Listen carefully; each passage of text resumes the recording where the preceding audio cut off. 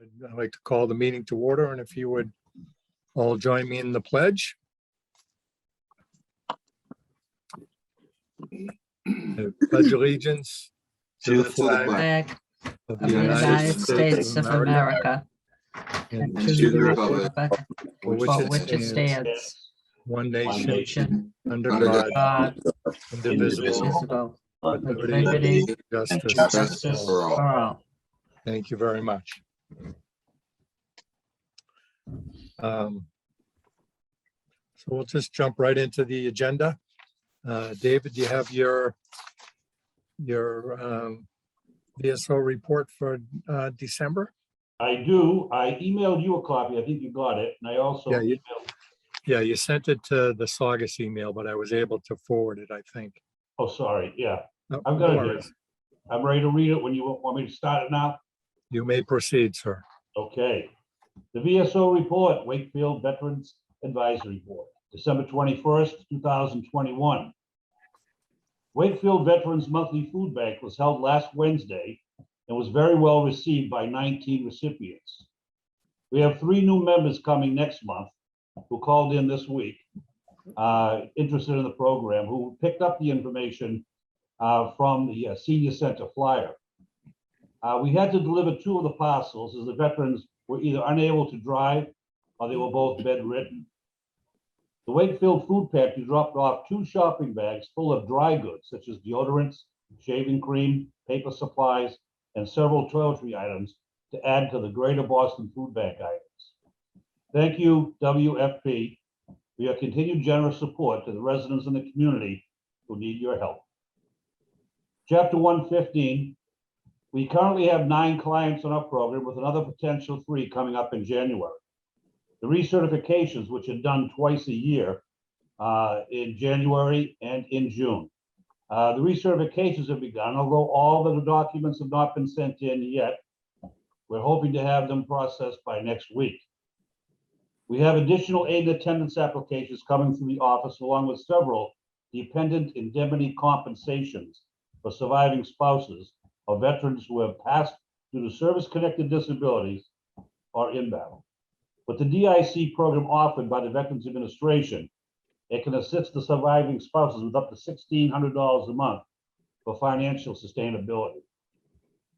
We awarded the Medal of Liberty to the Peach family, longtime residents of Wakefield, in recognition of Chester James Peach, who was killed in an attack on the USS Hancock on April 7th, 1945. The medal was accepted by Chester's brother, John, also a World War II veteran, by General Francis McGurn from the Adjutant General's office in Hanscom Field. The photos and article were front page in the Wakefield Town newspaper, the Daily Item, on Pearl Harbor Day, December 7th, making the event especially momentous for the family. After attending the Wakefield high-risk meeting last week by Zoom, there are currently no veteran residents homeless. The client we last had a few months ago was sent to the West Roxbury VA for medical treatment and has currently been moved to the Edith Norris VA in Bedford. I spoke to them recently and they're getting comfort there and feel much better as their family lives in Burlington. The Wreaths Across America campaign was a tremendous success, as you all read in the paper. Having many folks show up for the dispersing of the wreaths made it a quick and yet solemn encounter. The generous contribution of gift cards for the Chapter 115 veterans and spouses this year for the Christmas season was greatly appreciated by all. Many thank you messages came to my office, but not only the anonymous contributors, but also the First Parish Congregational Church. The Veteran Service Office continues to reach out to the community for any veteran who may need our assistance, from navigating for benefits to agencies who can give them support in many areas. In many cases, we can find missing documents for veterans who are listed in Massachusetts, from discharge papers to finding out if they received their wartime bonuses. Please have them call the office for further information if needed. 781-246-6377. Thank you. Awesome. Thank you, sir. Any questions, concerns, comments about David's report? David, I have one, two actually. Could you just give us a brief rundown of the Wakefield high risk meeting? Sure, it's held at the police station, once a month, usually the second Wednesday or Tuesday, depending on the scheduling over there. And what it entails is, they look at the homeless folks who are in the city, who they find in high-risk areas for either mental health or housing. And I attended because a lot of times, they don't know if a particular individual that they're assisting may not know the benefits they have available if they're either veterans or have family spouses or relatives who are veterans who may need assistance by our office. Thank you. Yep. The other question I'm sorry, the other question that I had is Mr. Peach. Was he a Wakefield resident at the time? Yes, he was. I believe they moved in from Chelsea. They were in Chelsea, then moved to Wakefield. Yeah, because he's not on the Galvin wall. No, he's I- not. And I was concerned about that. I'm going to do some research on that, Jay. Yeah, I don't know if he's on the World War II memorial either. You can check into that. Cool. I will, because John, I've been communicating with John. He called me to thank us for doing what we did in regards to his brother, because at the time he said the only notification they got was of the demise in battle, and the town that he was in never recognized it. So he said it was long overdue, and he was holding back the tears on the voicemail. So I'll call him back just to give him a little bit more support and find out what the story is with the residency. Yeah, I can, well, we can certainly check it, but I can only assume that his home of record at the time of enlistment wasn't Wakefield. Okay. But we can certainly do some research and fix that if it is in fact an issue. I know there's a lot of Beach family members here now, even Yeah. from the farmland right on down. They work and Yeah. they go to schools here and everything. Okay, cool. Thank you. I'll make a motion to accept David's report as written and read. Paul second. All in favor? Aye. Hearing and any no's, hearing none, the motion passes. Now we'll go back to item 3, which I skipped over. Rob forwarded the November 2021 VAB meeting minutes. Does anyone have any questions, concerns, comments about those? Hearing none, I'll make a motion to accept them as written. All in Second. favor, Paul second. All in favor? Aye. Aye. Aye. Any opposed? Hearing none. The motion passes. Wreaths Across America. Well, if you get the item, once again, they did us a solid in their coverage. It was, it was certainly a lot easier doing it this year because we didn't have to trump through knee-deep snow to get the wreaths Right. to the graves. So, I think as we've kind of discussed and was written, it was certainly great to see so many volunteers, a lot of new volunteers, a lot of faces that I don't recognize, a lot of, the same people year over year. So it was definitely well done. Certainly appreciate everyone's support in this, and not only publicizing the event and being there last Saturday. I think the number is, it might be 222, but we had more than 200 wreaths over the target of 430. So next year's effort will start with 220 some wreaths in the well before any fundraising activities have started. So, I think that the program has certainly taken off. I think the first year I did it, we had more volunteers, we had wreaths. We were putting wreaths on every 4th or 5th headstone. And if you've seen some of the pictures, it's an awesome, awesome sight. It's certainly a fitting tribute to our fallen and our veterans. Interestingly, Saugus did it for the first time this year. And if you've ever been over to Riverside Cemetery, they have a local Vietnam veteran by the name of Gordon Shepherd, who has raised and spent thousands and thousands of dollars making dedicated veteran sections for Civil War veterans, etc. And the way Saugus chose to do it is they dispersed the wreath throughout the cemetery, and the vast majority of the veterans' graves in these veterans' plots were not did not have wreaths on them. They chose to just do like the corners or whatever have you. So, again, I don't think there's any right, wrong, or indifferent way of doing this. It's just a different approach. I think they did well for their first time out. They had, I think, over 300 wreaths sponsored. It was the Daughters of the American Revolution that sponsored it. So, I'm sure they'll be doing it again next year. And I certainly hope that Wakefield does it. Paul, how did yours go down at Bourne? Really, really good. 834 wreaths were delivered, and 240 tributes, by name tributes, were honored, plus, in excess of others we were able to do. So we raised a considerable amount of money to fund all that, and very successful. A lot of volunteers, probably about 80, close to 80 volunteers. Now that's all done exclusively through St. Joseph's? That's done exclusively at the parish, yeah. Yeah, not through Wreaths of America or anything like that? And it's We also do- done to the Gold Star Wives chapter. They do it every year for Bourne. Yeah. They Gold raise Star Wives money down for there. Wreaths for Bourne. The Boston chapter does.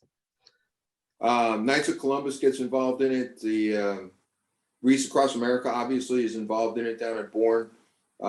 They had about, all total, they had about 20,000 wreaths at Bourne. But again, the size of the cemetery, 60,000, 20,000 is, roughly 1/3 there. So, but a wonderful turnout. Thousands of, over 1,000 people were there for the ceremony, and throughout the cemetery. So it was really good. Wow, that's awesome. It's a big program down there. Yeah. I had never been past the gate before down there until I went down for the former VSO Hector's service. It's like a well-oiled machine down there. Yeah, the challenge is it's pretty challenging locating the graves. Once you get the hang of it, it's not too difficult. But your first time down there can be overwhelming. Yeah, absolutely. All right, cool. Thank you very much. Our next item is Veterans Corner articles. Anyone have any thoughts for future articles? I have one that was kind of spawned by last night's item.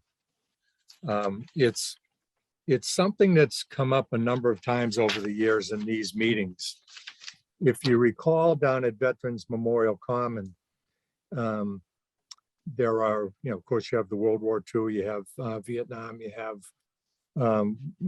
World War I, and there's a large cement structure in the ground that hasn't had anything there in my memory. Well, as it turns out, there was an item in the paper last night that we've discussed a few times going back years.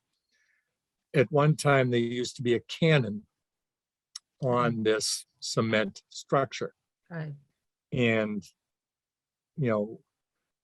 nobody seems to know like where the cannon is. If you read the article, there is some, I don't know, maybe some controversy that has gone over the years, going back to the bicentennial. So, my thought was, pick this up and say, where is the cannon? Because we brought it up in this meeting before, and I think I told Tom Collins, I said, this is silly to keep talking about this because we run around in a circle, talk about it. Yeah, it's a cannon. It was there, yada, yada, yada. But we never get anywhere, and the cannon still isn't there.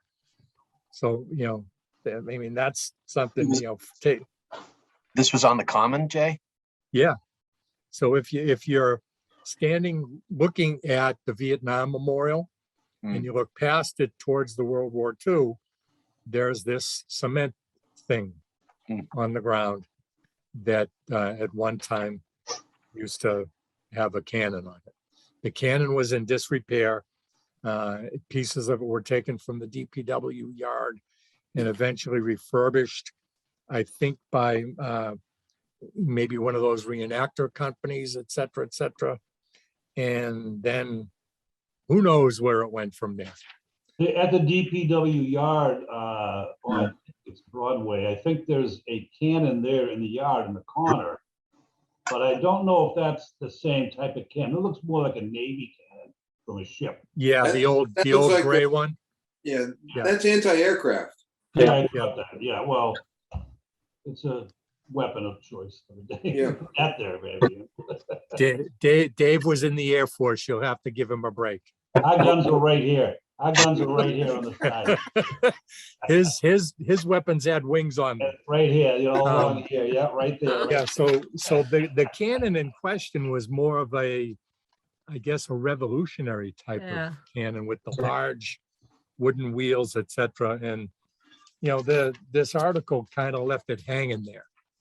So, and the reason I brought it up years ago was, why don't we rip the darn cement thing out of the ground? Because it's, if nothing else, it's a trip hazard and it's doing nothing. Put a planter on it or do something with it.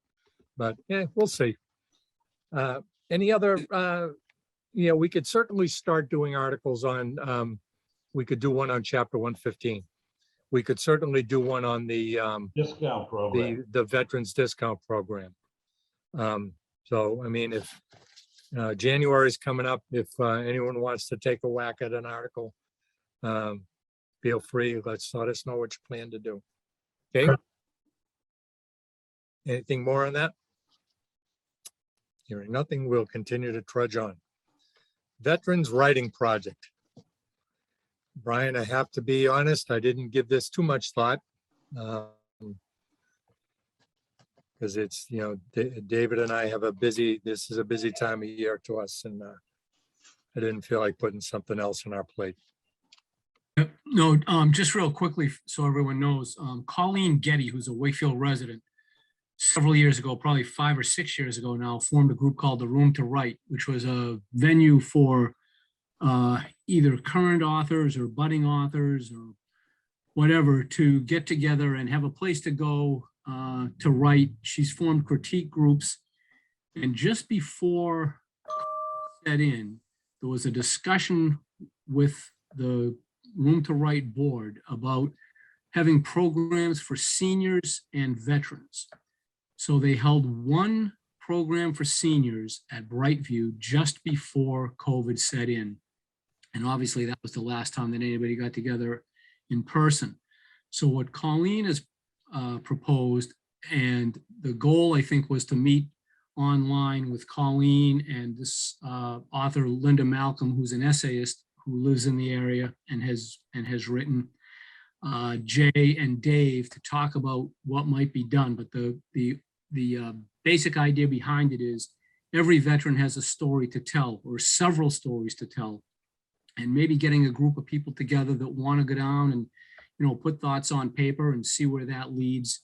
That's what Colleen's interested in doing, is to have people come down and remembrances or whatever it may be. But that's the idea behind it. So more to follow on this one. I think as Jay mentioned, it's too busy to do it, but maybe sometime early in January they can sit down with Colleen and Linda Malcolm and see where it goes, and we can bring it up at a future meeting here.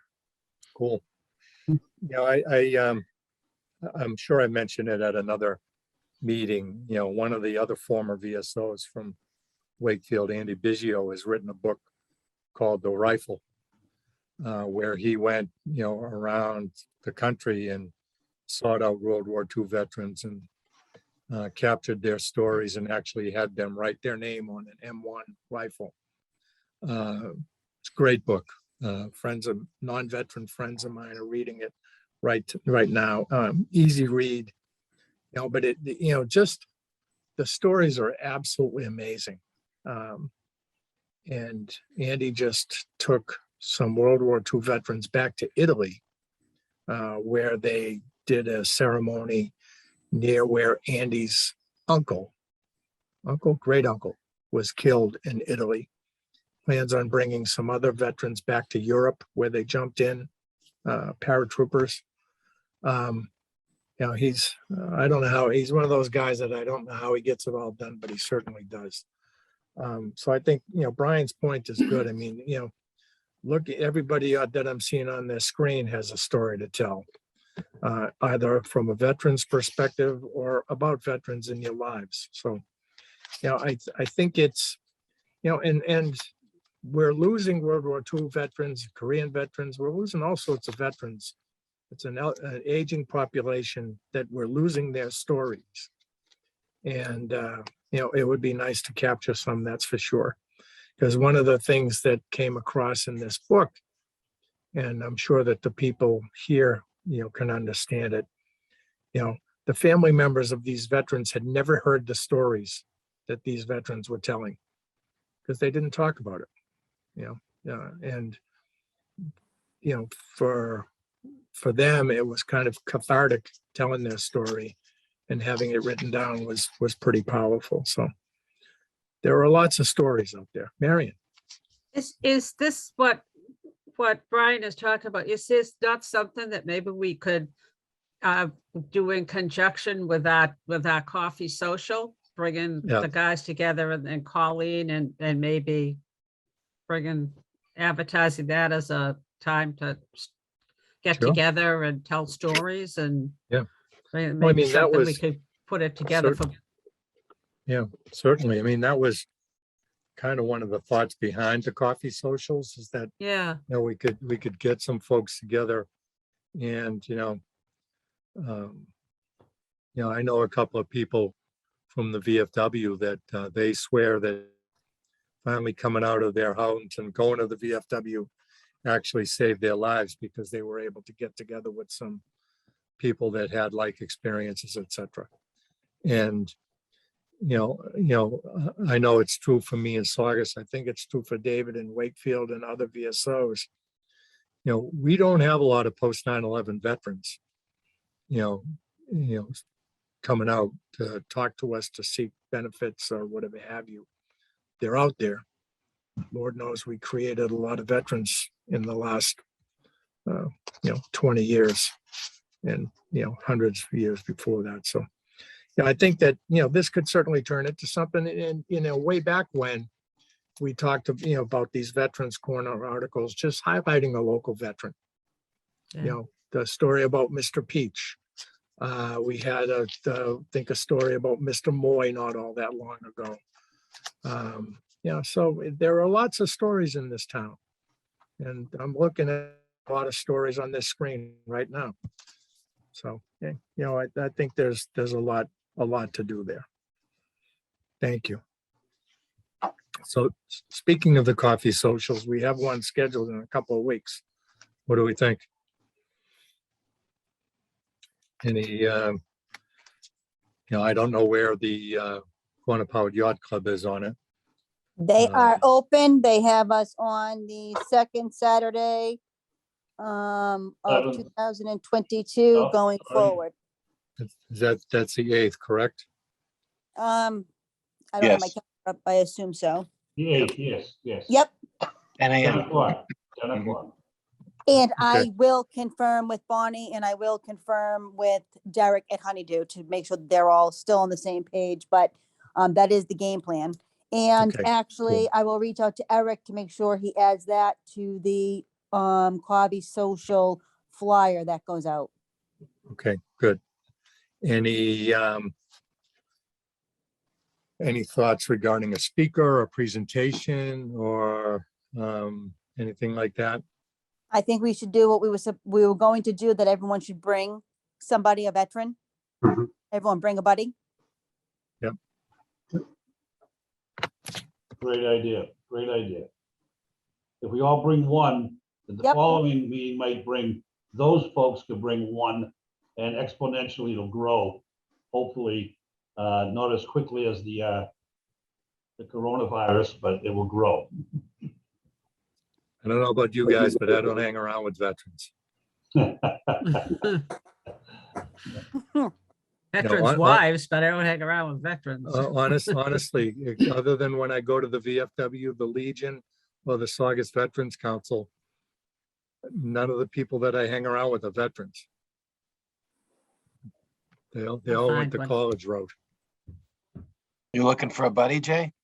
I need a buddy. I need a buddy. I'll hang out with you, Jay. I'll be your token veteran. Who was, is that from an officer and gentleman? I got no. I've got no Oh, place to go. Lieutenant Dan. What a great movie. Awesome. Thank you. So January 8th at 10, we'll put some publicity together. Yes, Awesome. And Thank like, you very and much. like Marion was saying, that would be a good idea. We could kind of trickle in the conversation during that social as we're moving the room and talking to the new people that are there about the possibility of getting some stories, and maybe someone might want to volunteer to take one, give one at the Yeah. next meeting, you know? Yeah. I have my Or if- PowerPoint presentation at some time. I can bring in the projector and everything, and I can always show that Okay. down the road. So The one that you use at BC? that's the one, yeah, yeah. Yeah, I mean, we could certainly publicize that, at a future meeting. Cool. With your indulgence, we should probably just plow right through the Veterans Field project, because I don't think anything has happened there.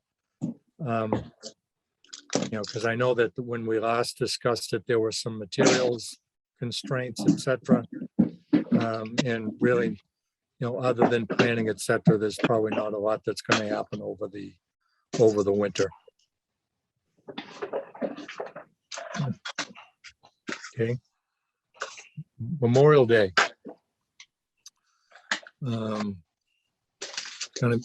It's only December, but it's going to be May before we know it. Anyone have any ideas about speakers?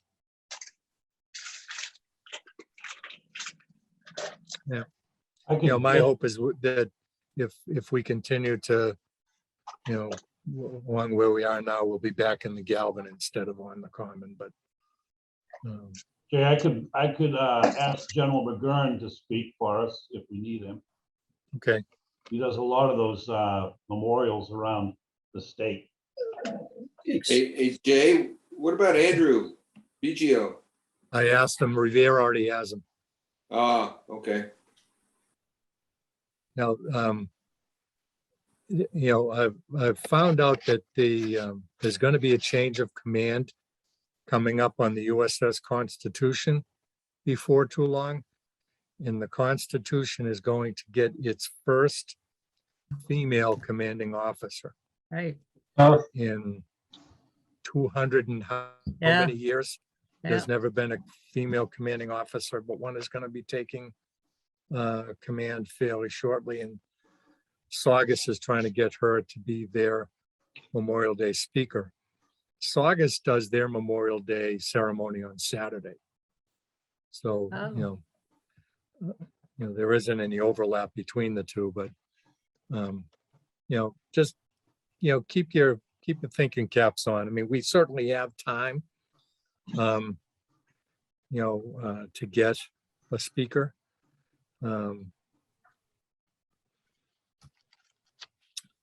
Not gonna be me, know that. Okay, cool. Any other business? There is one thing that I wanted to bring up.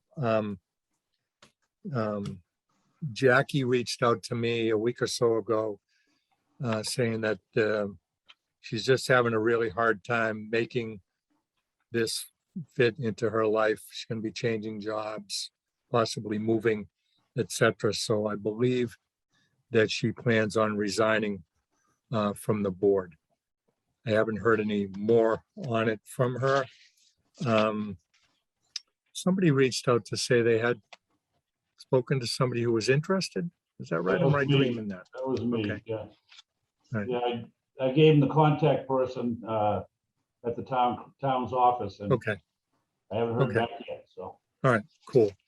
I know I got an email from Sherry. I think Dan's term, Melinda's term, and my term expire in April. So we've got some decisions to make there. I haven't queried Melinda or Dan to see where they are on it. But again, that's kind of far down range. So we don't need to worry about that at this point. Certainly more to follow on that. Any other business? Well, hearing none, I certainly appreciate all the support that I personally have gotten from this board this year. I certainly appreciate all of your energy and willingness to get in there. I think this is a good group. Everyone's, you show up, you've got ideas, you're ready to do things. So I certainly appreciate everything that has happened this year. I certainly wish you all very Merry Christmas, Happy Holiday Season, Happy Kwanzaa, whatever you celebrate, and certainly a happy, healthy, and safe New Year. It's a crazy world that doesn't seem to be getting any less so as we move forward, but hopefully 2022 is the year. Hopefully. Hope springs eternal. That's right. So I will entertain a motion to adjourn. I have one alibi. Okay, Paul? I have one alibi. Yes, sir. The Stoneham Theater Yes. has a Christmas truce performance. I think there's 2 more shows remaining.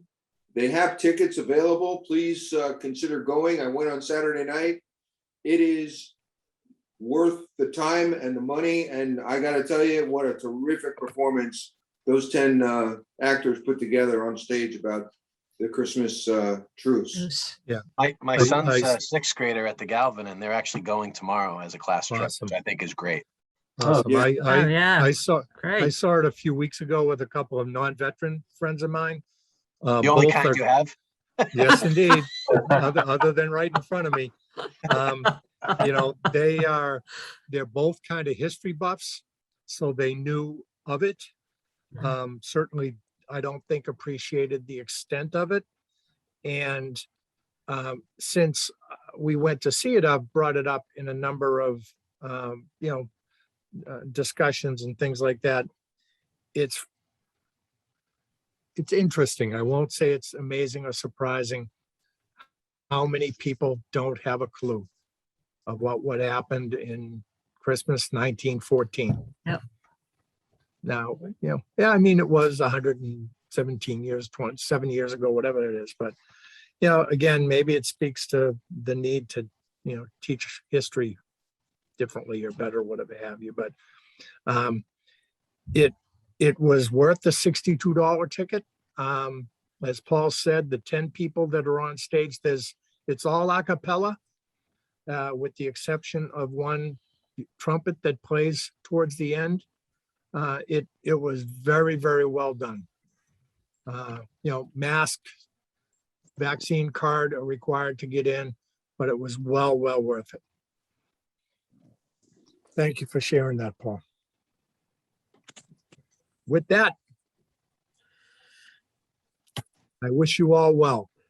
Back at you, Jay. Merry Christmas. Happy Merry holidays. Christmas and Christmas, happy everyone. holidays to Happy all New of Year. you. Merry Yeah, Christmas, I guys. guess, I'll be in touch and we'll see you all at the coffee social, if not before. Yep. I need a buddy.